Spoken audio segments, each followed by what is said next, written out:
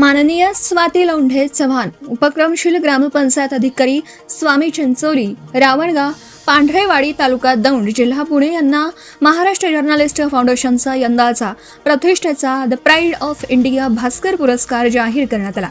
24 मे रोजी गोवा येथे मान्यवरांच्या हस्ते पुरस्कार वितरण होणार आहे, अशी माहिती संस्था अध्यक्ष राजीव लोहार यांनी दिली आहे। माननीय स्वाती लोंढे चव्हाण या सध्या पुणे जिल्ह्याच्या दौंड तालुक्यातील स्वामी चिंचोली, रावणगाव आणि पांढरेवाडी या 3 गावच्या ग्रामपंचायत अधिकारी आहेत। ही गावे सध्या या ना त्या उपक्रमांनी सदैव जगमगलेली असतात। ही गावे सध्या या ना त्या उपक्रमांनी सदैव गजबजलेली असतात। ग्रामपंचायत अधिकारी म्हणून स्वाती ज्याही गावात असतात तेथे नवचैतन्याचे वारे असं काही वाहतं की अज्ञानरूपी अंधाराचा पारापाचोळा गाव कसा बाहेर उडालाच म्हणून समजा। लग्नानंतर स्वाती यांनी विशेष प्राविण्यासह प्रथम श्रेणीत D.Ed पूर्ण केलं। सोलापूर, पुणे, नाशिक व नागपूर अशा महाराष्ट्रातील तब्बल 4 विद्यापीठातून स्वाती यांनी शिक्षण घेतलं। स्वाती यांनी राज्यशास्त्र विषयात पदवी आणि पदव्युत्तर पदवी प्राप्त केली आहे। एकूण 5 विषयात पदव्युत्तर पदव्या प्राप्त केल्यात। पत्रकारितेची पदविका संपादन केली। एकूण 4 विषयात पदविका प्राप्त केल्या आहेत। या अपार शिक्षणाचा ध्यास अजूनही अखंड आहे। सध्या त्या संगीताचे रीतसर शिक्षण घेतात। स्वाती यांचं D.Ed 2011 साली पूर्ण झालं होतं, पण तत्पूर्वी 2010 नंतरच जिल्हा परिषद शाळांमधील शिक्षक भरती प्रक्रिया बंद झालेली होती। खासगी संस्थेत भरमसाठ डोनेशन देऊन तुटपुंज्या पगाराची नोकरी करणं स्वाती यांच्या करारी बाण्याला न पटणारं होतं आणि वर्तमानपत्रात आलेल्या एका बातमीने स्वाती यांच्या कारकिर्दीला नवे वळण मिळालं।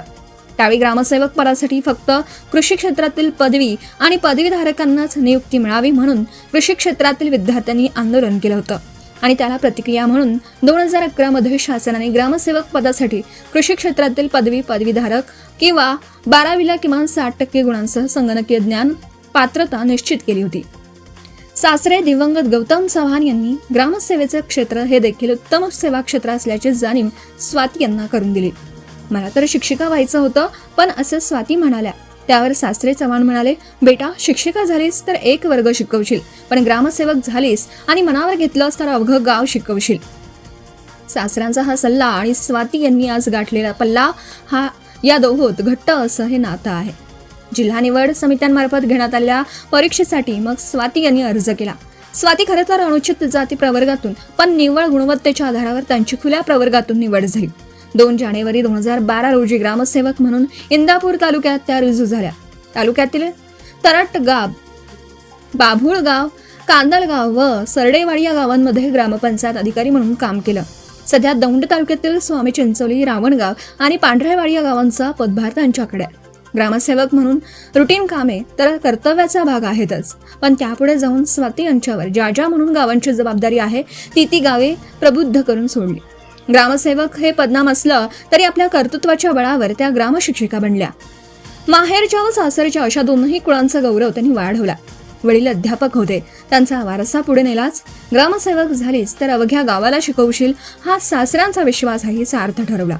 उपक्रमशील ग्रामपंचायत अधिकारी म्हणून अवघ्या पुणे जिल्ह्यात त्यांची ख्याती आहे। आपण पाहत आहात भास्कर पब्लिकेशन प्रस्तुत BBL मराठी, बातमी निपक्ष, सदैव दक्ष।